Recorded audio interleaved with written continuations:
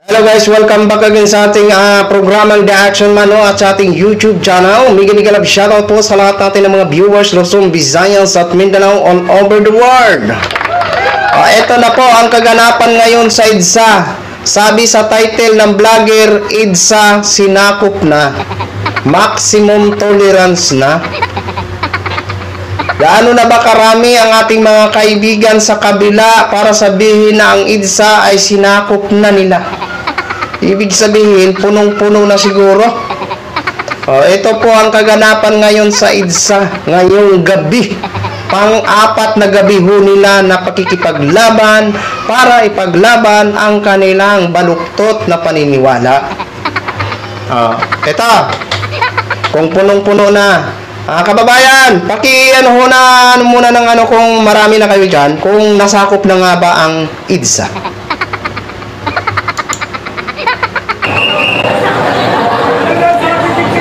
Aba, nakapangkulay green.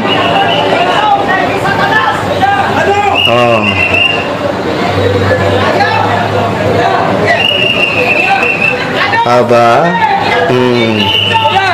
Sino ba yan? Sino ba yan? Romualdez! Walang iba! Ilapag mo muna, ilapag mo! Tapos tapakan mo! Tapak! Buba! Hala, sige, ilabas yung galit nyo. Hala! Hala! Bila na! Ha? Sige, oy! Yan ba yung napuno sinakop na ang EDSA? Tingnan nyo baga ang kalsada. Kung gaano lang sila karami. Gabi na ngayon, ha? Yan ba ang sinakop nyo na ang EDSA? Halos wala naman laman sa kabila. Yung rally kanina sa Mindiola, hindi nyo talaga, baka hindi kayo makita kung yun yung makipagdikitan kayo doon. At least yun, ang rally na yun is para lang naman iparating sa gobyernong Marcos, kay Mr. President, ang kanilang hinain. Hindi ho sila katulad nyo na nananawagan kayo na bumaba na si Mr. President Bongbong Marcos. Sa pamamagitan ng puwersa nyo. Pero nasaan ang puwersa nyo? Halos wala naman ga. Tapos magkakapsyon kayo, EDSA, sinakop na. Ha? Diyos ko, nangarap naman kayo ng mga tulog. Gumising muna kayo bago mangarap. Libre naman talaga ang mangarap, The Action Man. Kasi naman, wala naman bayad ang mangarap. Pangarap ko na lang ba? Di ba?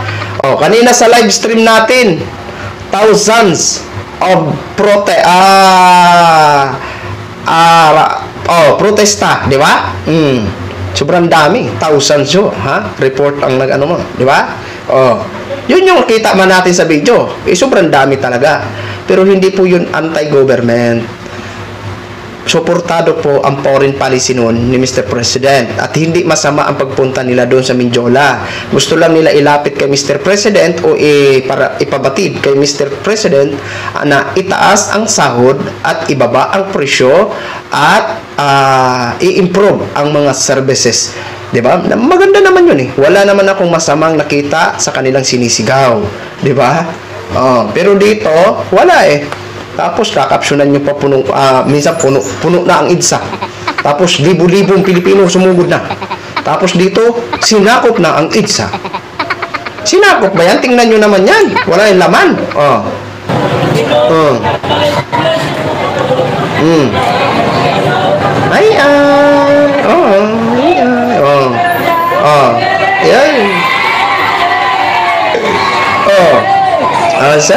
Wala na.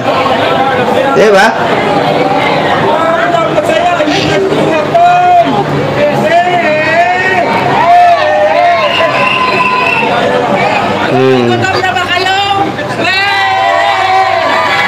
Hala, ayan. Tanang buhaya, ayan. Si Manong pa, May burbit-bit pa siya na buhaya. Alam niyo ba kung sinong buhaya? Ang iniidolo nyo. Saan matatagpuan ang malaking buhaya? Oh, kung matalino ang ating mga viewers, i-comment nyo kung saan matatagpuan ang malaking buhaya. Di ba? Wala na talaga kayong magawa. Kung ako sa inyo, tapusin nyo na yan. Baka mamaya, baho na yan yung i-judge rin dyan kasi kung saan-saan lang kayo umihi. So yun lang po mga ka-action, no? Share ko lang mo sa inyo kung gaano po katotoo ang naging title ng isang vlogger nila na nasakop na daw ang EDSA. So kitang-kita nyo naman po ang crowd nila. Okay, siguro mga nasa 300. Okay? So yun lang po mga ka-action, mga kakamping, no? Share ko lang ho sa inyo. Maraming salamat po sa ating mga viewers Luzon, Visayas at Mindanao all over the world. Ako po ang inyong lingkod, si Action Man. Have a good day, everyone. Beautiful.